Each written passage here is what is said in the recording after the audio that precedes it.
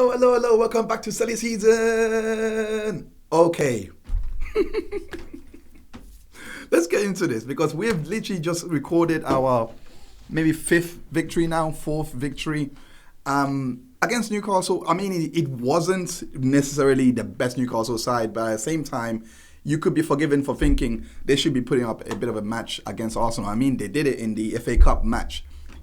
And in the FA Cup matchup where Emil Smith-Rowe completely changed the game and won and got us the 2 points to progress us into the next round, the way they played in that match was actually a lot better than this match. And in this Premier League game, I'm just going to show you where Arsenal went right in terms of attacking. Last week I showed how good we were defensively because of how we had to adapt to Crystal Palace's ever-flowing attack. They had a lot of flair players in that match. I mentioned that in the game. The link should be up on the screen right now. You can check that out. But I covered the defensive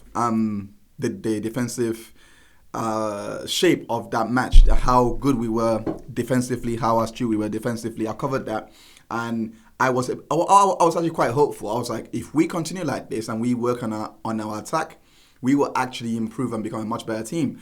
Funny enough, next week, a few days later, we play Newcastle, and everything I was talking about was kind of shown in that. So I'm gonna talk about a couple of things. The first point I want to make is how they have managed to turn our wingers into, I want to say inside forward, but because we got Aubameyang and Martinelli on the left, I like to think that we are in a 4-4-2.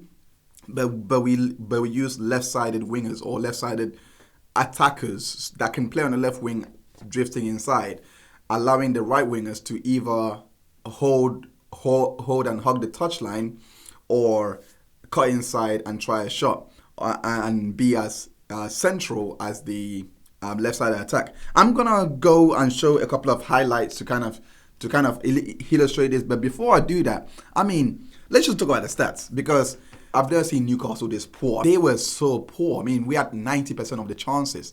We shot out 9% of the chance that they had. I don't know whether it was because we were brilliant defensively, or they were just poor going forward. When you watch the match, I'm not going to show highlights of it, but when you watch the match, you can actually see how poor they were. Their XG is 0.17, meaning that they literally didn't create any chances in the match. They had 4 shots and literally 1 on target. They were pressed deep twice in the match, meaning that they had 13% where they put up an attack and they prevailed, whereas in comparison to ours, I mean, it's 87% where we were putting them on the back foot. They didn't. On top of that, you would think at least they could press a bit. You know, I mean, they could, put Arsenal under pressure. No, they didn't do that. They actually allowed, according to the to XG, to Understats, which provide this data, according to their passes per defensive action, they allowed 27 passes to go by in comparison to our 9 passes. So we were solid all through the game, and we deserved to get our points. In fact, the 3 points was so guaranteed that our expected points was 2.79, meaning that even though our XG was expected goals was 2.39, we done so much and we created so much chances to actually put this game away that our expected points was actually higher than XG. As the time went on, especially from the 50th minute, I believe that's when Newcastle really gave up. 50th to 61st minute, they just didn't have anything in the game. They tried to change a little bit, but they gave up. And the timing shot kind of showed that we created more and more quality chances as the game gone on. So as I was saying, they just basically gave up round about here, and they gave up here. And as I was saying, as I was giving the stats, these are literally these stats for the match. They were really poor.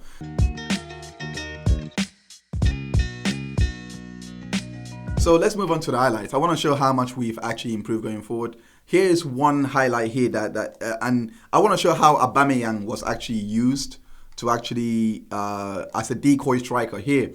Here we have Emil Smith-Rowe. Now, the way they're set up, it was Saka on the right, Aubameyang on the left, and like I said, in the middle. Now, I've noticed this a lot. for this tactic to work and for Aubameyang to be brought into the game, Saka and Lacazette interchanged and swapped all the time. With the movement of the strikers being so precise, it made it really difficult for them to pick up a man. It made it really difficult for them to actually set men on them. This is why Arsenal were so brilliant. I also got to say as well, this is why I said Arteta needs time.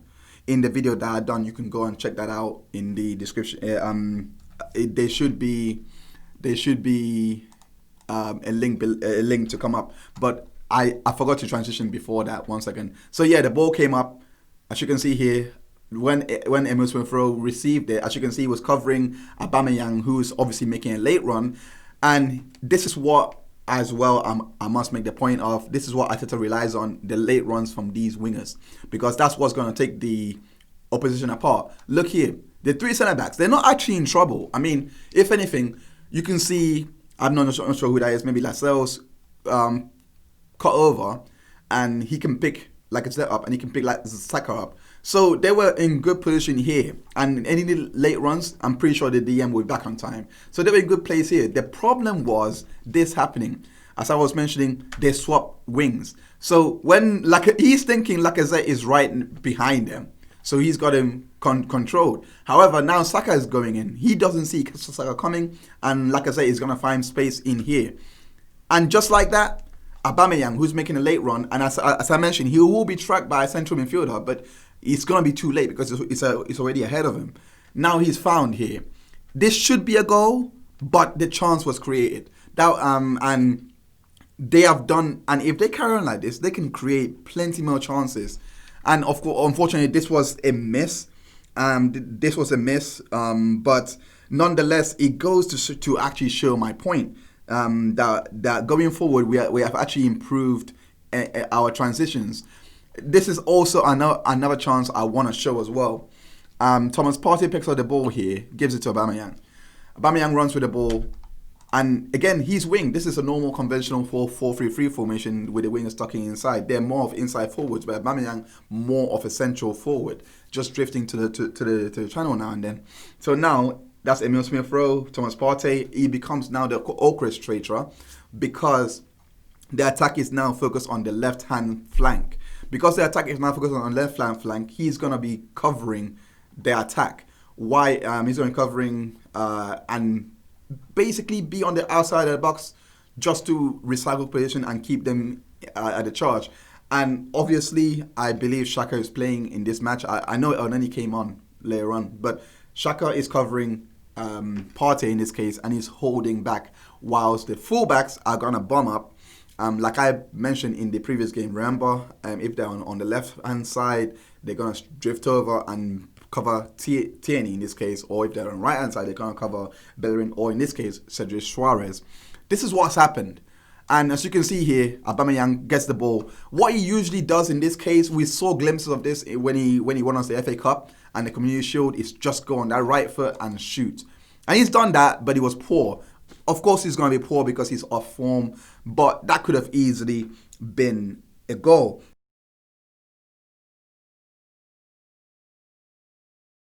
That transitioned me beautifully next to the point of Lacazette's new role where this is what Arteta was trying to train him to do. He was trying to train him to go so deep that the wingers and the left-sided striker can actually have the opportunity to cut inside. That's what he was trying to do. And the next highlight kind of shows that.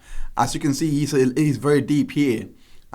He's actually on the same level as Emil Smith-Rowe. That's Kieran Tierney there, and that's Cedric. So every point I was making in the previous video, as well as the previous highlight, is coming to life here. As you can see, Cedric is so advanced up. And I'm going to touch on this. I'm going to touch on the fullbacks later on. But as you can see, Saka picks up the ball here. And his option is to cut deep or pass because, like I say, it's nowhere to be found. This allows a beautiful space for Aubameyang to exploit. And Lacazette has played, this is why we scored so many goals, because Lacazette played this role immensely. Of course, this one didn't really work out as well. That's all. Of course, this didn't work out as well, which allowed Lacazette to get a shot away here. But I also must note as well, this is probably why Newcastle couldn't press them easily, because the movement was also very good. I may I know I criticized earlier Newcastle for lack of pressing, but how do you press a ghost? You can't press someone you can't see. So I think that's what Arsenal done very well in being elusive. The next highlight I'm going to show is not really to do with the goal. It's more to do with the movement.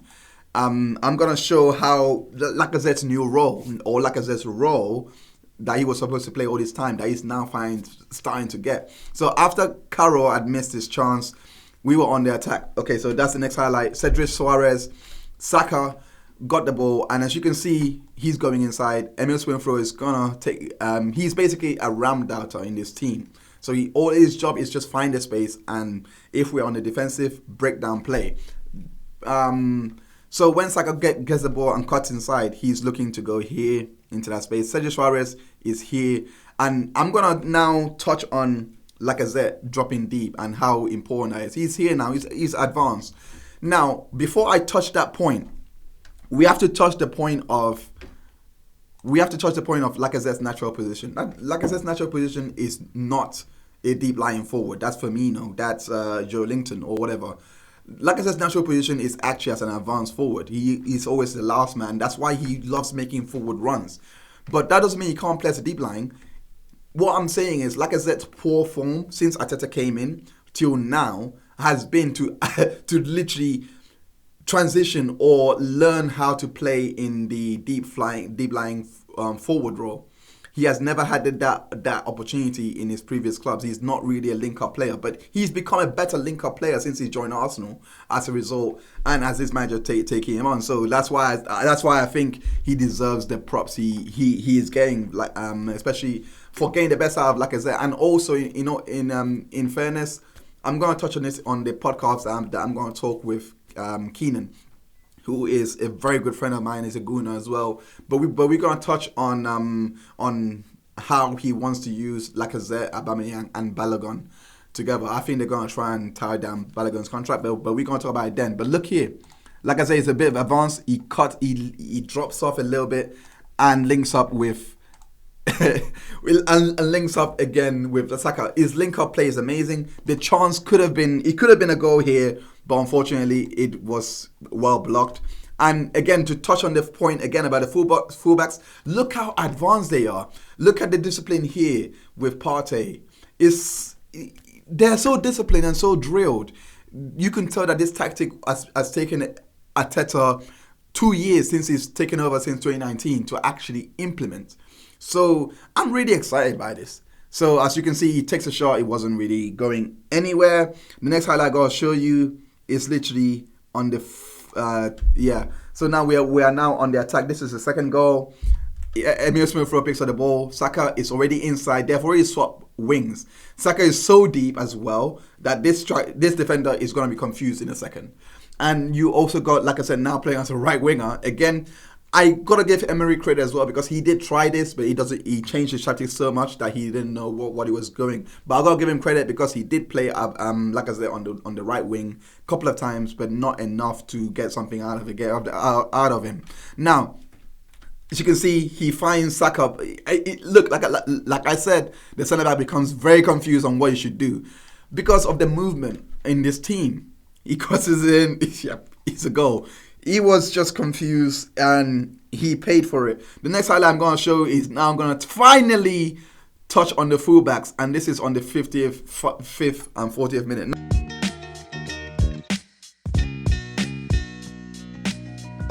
So 5 minutes on this highlight. The last fullback here. Okay, as you can see, Tierney with the ball, gives the ball to Aubameyang. Aubameyang is going to go back to Tierney.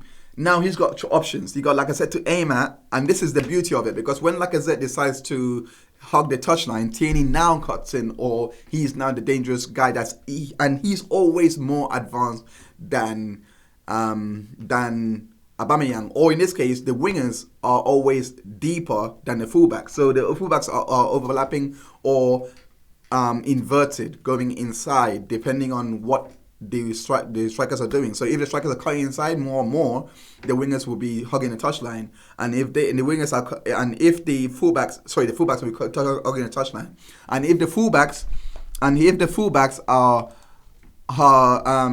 cutting inside, that's when you see the wingers hug the touchline a bit more. So I like that, I like what Lacazette, not Lacazette. I like what Arteta tried to do there. And get his team to play. So he puts the ball in, he misses Lacazette completely. This is the beauty of this tactic, because when he misses Lacazette completely, he's got Suarez. The mistake here was Suarez did not hug the touchline, because Suarez didn't hug the touchline because Saka was inverted. As I'll rewind here quickly, Saka was here. He's already cut inside. He's just deeper, but he's cut inside. So what he should have done in the case when he notices that was be a bit more here, but he moves inside a bit more to obviously go for the goal, where it would have made a lot of difference if he was here. But it was no threat. It's also amazing as well how every component that I mentioned in the Villa game all the chickens came to roost here, because here Cedric Suarez makes a brilliant pass. I mean, he took out 2 players, so it's incredible. Allowing Emil Smith-Rowe to now bomb inside here, or Saka to just hug the touchline a bit longer, allowing more and more bodies, especially with Partey now to arrive and be the orchestrator and supporter that he is. But Saka cuts inside, and he finds Aubameyang with ease. Well, not Aubameyang, but Lacazette in this case, which if he left to Aubameyang probably would have scored. But that's a chance he creates. That's what this tactic allows it to do. It allows the wingers to be the primary creators, and the number 10, most importantly, to be the primary creators. Now I'm gonna go straight to the final goal of the game, which is Suarez. Now the fullback again, hugging a touchline, and with Saka in this case is also hugging a touchline, and as you can see, Suarez is gonna go inside now because Saka is on the touchline. He goes inside, gets the ball, so much time. That was a very good touch. A lot of people now, I want to talk about Suarez for a minute. A lot of people downgrade Suarez, but he is a good backup option, and he's happy to play that backup option if he wants to. So I'm very happy with Suarez being our backup player. I'm very happy with Mari being a backup player, because both have been solid so far. Both have been solid in the Europa League. I don't see why our fans are getting onto them, because you can't have good help these days, as the old saying goes. So I'm gonna go back into the match, and after now talking about Suarez, but yeah, look, he has someone to pick from. I don't care if he's kept it in or out, but look, we've got Lacazette, he's got Aubameyang, and he's got Tierney, who's making a late run to pick from. If Aubameyang misses it, he gets Tierney. So that was the final goal, and that's pretty much all I have for you today. I'm gonna be doing an extended podcast with my good friend Keenan, talking about just the game and other factors. So I hope to see you on there. I hope you enjoyed this video. I just want to say, if you do like the content that we do push out, do hit that like button, and also share this video with your friends and on your social media. Also, don't forget to don't forget to subscribe to our channel. We got plenty more videos coming up. I will see you on the next one. Peace and have a good evening. Bye bye now.